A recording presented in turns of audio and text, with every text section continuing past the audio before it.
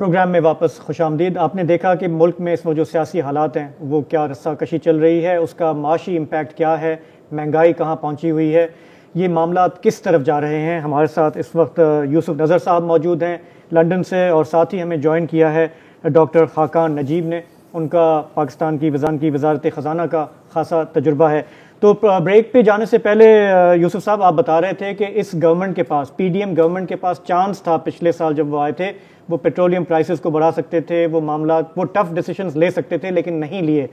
اب ہم جہاں پر کھڑے ہیں, اب بتائیں کہ گورنمنٹ کے پاس کیا آپشن ہے. آئی ایم ایف آ نہیں رہا آپ کے پاس, دوست ممالک ہمیں دیکھ رہے ہیں, ہم ان کو دیکھ رہے ہیں, تو ہم یہاں سے آگے کیسے بڑھیں گے؟ دیکھیے فی الحال تو آپ کے پاس کوئی آپشن نہیں ہے سوائے اس کے کہ آپ آئی ایم ایف سے جتنا جلدی ہو سکتا ہے اس ریویو کو کمپلیٹ کریں اور اس پروگرام پہ آپ عمل درآمد کریں. اس لیے کہ اگر آپ نہیں کرتے تو پھر آپ کے پاس چوائس کیا ہے. یہ جو انفلیشن جو ابھی 30% ہے نا, یہ 60% تک جا سکتا ہے. ٹرکی میں جن سے ہمارے کافی لوگ یا لیڈرز بہت متاثر ہیں, انہوں نے آئی ایم ایف کی ریکمنڈیشنز کو ریجیکٹ کر دیا تھا.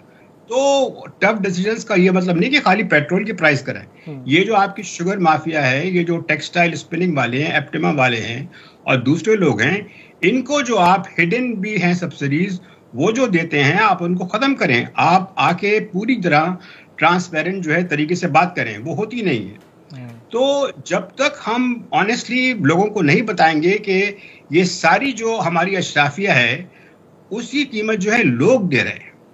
یقیناً میں نہیں کہتا کہ آپ پیٹرول جو پرائس ہے اس کو آپ جو انٹرنیشنل پرائس ہے اس سے کم جو ہے کاسٹ سے اس کو کم پہ آپ اس کو بیچیں, لیکن اور بھی بہت سارے معاملات ہیں جس کی طرف کوئی توجہ دیتے نہیں ہے. وہ اس لیے کہ اس سے ہماری تمام اشرافیہ کے مفادات پہ ضرب پڑتی ہے.